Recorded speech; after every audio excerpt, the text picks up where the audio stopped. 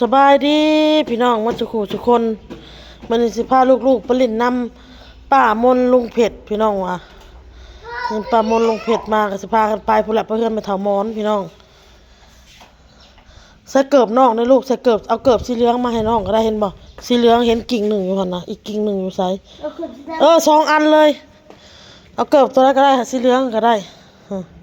ทุกก่อนลูกทุแล้วก็ทุก่อนสิไปฮะไป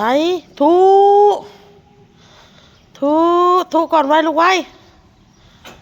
บอกให้บ่ทุไรทุพี่น้องจำได้บ่อยู่ว่างนี่ฮะแต่ก่อนมีกบมะฮุ่งสองกกเนาะขึ้นหลังจากเฮาตัดกบมะฮุ่งออกแล้วพี่น้องแล้วก็ขึ้นกบมะกระทันเฮาตัดออกแล้วได้พี่น้องเอ้ยนี่ตัดออกแล้วพอยังมาป่งขึ้นมาอีกในกบมะกระทันอยู่ในนี่เดี๋ยวสิหาวิธีกดออกพี่น้องกบมะกระทันนี่คนออกไปปลูกมันบ่แหละกดออกกดทิ่มนี่นะจะเกิบลูกจะเกิดเมื่อพี่น้องมืดผ้ามืดฝนจับไอ้จะเกิดแม่มืดผ้ามืดฝนมาแล้วพี่น้องหมวกนอกได้บัดนี่เห็นอยู่บ่ใส่หมวกน้ำเอาหมวกน้ำเด้อใส่เกิบพี่น้องสบายดีพี่น้องมาสุขุสุคนนะจ้าผมพี่น้องหน้าอ้นกันแต่งคือเห็นหน้าเขาคือจะไปเล่นนิ้วแต่พี่น้องขอโทษขออภัยด้วยพี่น้องเลยซื้อแป้งพิษเบอร์พี่น้องคอกระท่าอยู่มันถักดำพี่น้องคอขาวแต่หน้าที่อ้นนี่ต้องท่าเบอร์3เนาะผิวหน้าอ้นนี่นะขลาดไปเอาเบอร์1ไม่ได้เบิ้งพี่น้องเลยจับเอาเลยไม่ได้เบิ่งเบอร์แป้งมาพี่น้องเลยเห็นหน้าขาวหน้าลอยพี่น้องไปกับลูกๆพี่น้องปลามอนเพิ่นสิเฮ็ดกับปุ้นนี่แหละเพิ่นสิเฮ็ดกับปุ้นกินเลยพี่น้องเด้อเพิ่นให้อ้นชวนเอาอ้นใหญ่ไปนำโทรหาอ้นใหญ่บ่ติดเพิ่นว่าสู่เอากันมาเอาลูกเอาเต้ามานำเพิ่นว่าอ้นชวนแล้วอ้นใหญ่เพิ่นว่าเพิ่นบ่ได้ไปน้องลุงบ่สบายเพิ่นสิให้สาวนางสาวแพทย์พี่น้องม่านใส่สตามินาให้ใส่วิตามินบำรุงเนาะน้องลุงน่าจะเมื่อยบ่เรื่องใดก็เลยสิใส่น้ำเกลือให้น้องลุงพี่น้องก็เลยบ่ได้ไปแม่ครับเดี๋ยวแม่กระต่ายก็มาฮอดเฮือนป้าแล้วเด้อพี่น้องเด้อล่ะเพิ่นก็เอานมให้ลูกกินพี่น้องเอ้ยลูกเพิ่น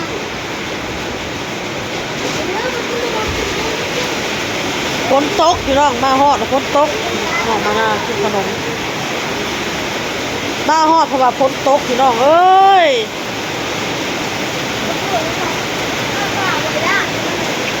ไปเบ้าเลยนั่นผ้าห้องผ้าดังลูก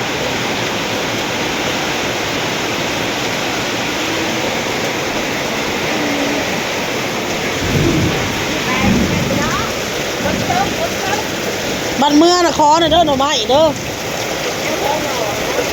บ่สิหาแหนงเอาใส่หาแหนงนำ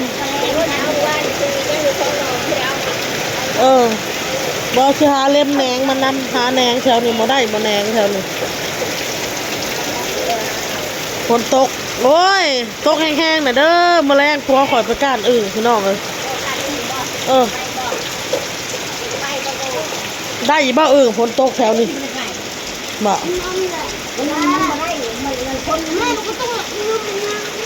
ลงไปเจาะบ่งมันมีเช็คหนึ่งแล้วก็ขึ้นมนมมีกล่องเดียวบ่โอ้ยเนาะเจ้ากล่องนะ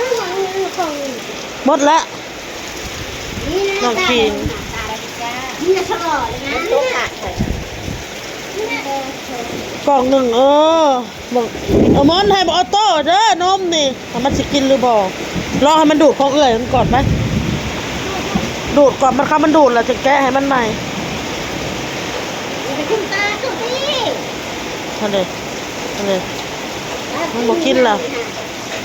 วอันเดียวกันลูกอันเดียวกันบ่เฮ็ดอันเดียวกันบ่เฮ็ดเอาให้น้องกินตัวนะค่ะ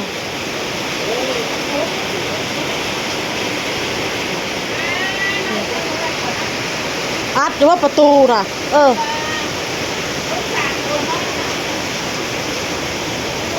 โอ้กินเลยนมโอวัลตินนมโอวัลติน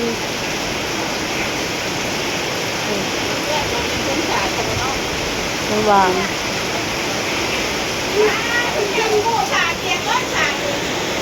โอ้เอาสาดในเท่าเตียงเลยนะนี่มันลืมเนาะอันนี้ก็แพงแท้แพงว่าแพงลูกพี่น้องเลยโตปีดบางขนมเอื้อยกับปั้นให้งาดขนมเอื้อยพี่น้องแล้วกันงาดนมอะไรนมเอื้อยโอ้ยกันเลยจกขนมแล้วมันนี่น้องจกเองลูกแต่ว่าต้องจกให้แต่เราเฮียนเองเราเฮียนหูเองเราจ้าค่ะดิ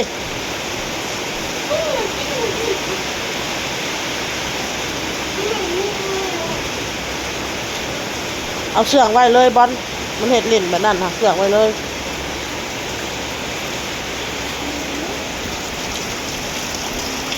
ขี้ดื้อ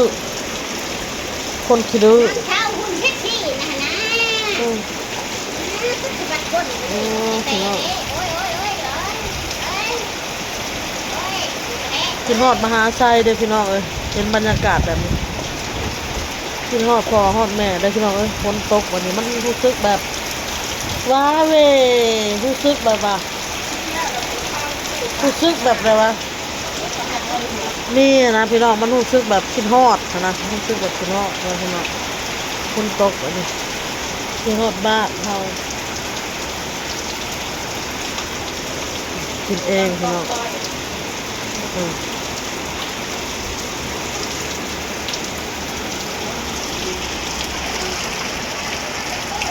เตอร์ปีดเตอร์ปีดแบบจะแบบพากันมานั่นอ่นใจปลาแล้วล่ะพี่น้องว่าสิซอยเหยื่อเดี๋ยวบ้านเอามีดให้แม่ไปแม่สิซอยเหยื่อเห็ดขับปุ่นมาลงไว้ซอยเหยื่อเห็ดขับปุ่นพี่น้องซอยเหยื่อขับปุ่น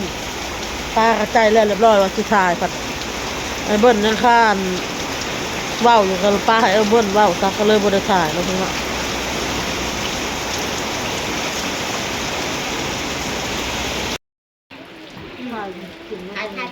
เขาใส่แล้วนี่ ถ่ายเก็บเ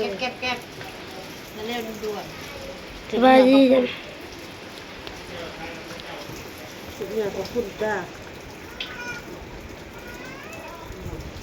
ถ้าได้ทางไหนบอโต้โอ้ยทำมาแม่ แล้วพี่น้องเนี่ย ข ข อ อ บบ คุ คุณ ณ คน พี่ นะ น้อง วะ นะ นะมันจะแข่งคนนะวะนะโต้โต้นะว้าตัวเราก็แข่งคนนะ ป้าโทข้าวกินด้วยเลย คนแข่งคนนี่นะนางอยู่ชื่อนะเจ้าน่ะนะนี่นางอยู่นี่นี่นั่งอยู่นี่ เจ้าออโต้ค่ะ ผู้แข่งคนพี่น้องเสียงละ นั่งอยู่นี่เด้อชาวหุ่นเดียวลงไปเด้อเจ็บปะนี่ไงพรุ่งนี้ แล้วเนี่ยขอบคุณนะใส่กระซ่ามือ เครียดไม่นอนถูกจักโมงมันนอนถูก นักไปนอนเลยมือนี่ค่ะคุณไปนอน แค่นิดหน่อย นอนอู้มันนอนยังแบบเนี้ยดูที่ตา ใกล้ๆก่อน แล้วเนี่ยขอบคุณเขาเขากินไป ใกล้ 30เก็บสิเนี่ย ยังไงยังคือยังไง แล้วพี่น้องบาทนี้กินขับบุญประมวลเราเห็ดแซ่บพี่น้องเลย อันเซทอนนะคะ โตก็อาบน้ำฮักกันแล้วพี่น้องมีแห้งแล้วไอเพชรเฮาไอเคยเฮาก็นั่งคุณละพี่น้อง พัดว่าหายแผลหายว่ามุน ทำทานจังหวะ คิดว่าคุณนั่นไปโชว์มู่เพิ่นบ่หรือว่าอะไร นั่งพังล่ะสักพื้นสักแผ่นเด้อพี่น้องเด้อเบ้าพื้นกันบัดสิเมื่อนี่ก็สิขอหน่อไม้นะแม่เฒ่ามอนเมื่อแกงพี่น้องเอ้ย หายแผลหายว่า แกงหน่อไม้กินคิดอยากไหม ไปเอาอันอยู่มอง อยากไปขอผักคะนะอ้นเห็นผักคะในตู้เย็นเรา นำจะได้นำมาหากมาจอดได้ใช่ยังบ่ได้ใช่สร้างว่า โตเอ้ยมาพี่ลูกมาพี่มา คุณหายว่าคุณไปโชว์ฮะอันนี้ มาหาแม่มาอยากลงนี่พี่น้องอยากให้อุ้มลงน้องนี่อยากลงไปเล่นน้ำอยากลงนี่ยังความคิด นี่ นะ นักหัวกูนี่เบิ่ง มันเป็นบ้า เอาไปแล้วเด้อพี่น้องเด้อคลิปนี้พ่อกับคลิปหน้าเอาปลาหมอน โอเคบาย บาย ได้เพิ่นก็ได้โว้ย มันเวอร์โคตรมันบ่คือหมู ยังกันตั้ง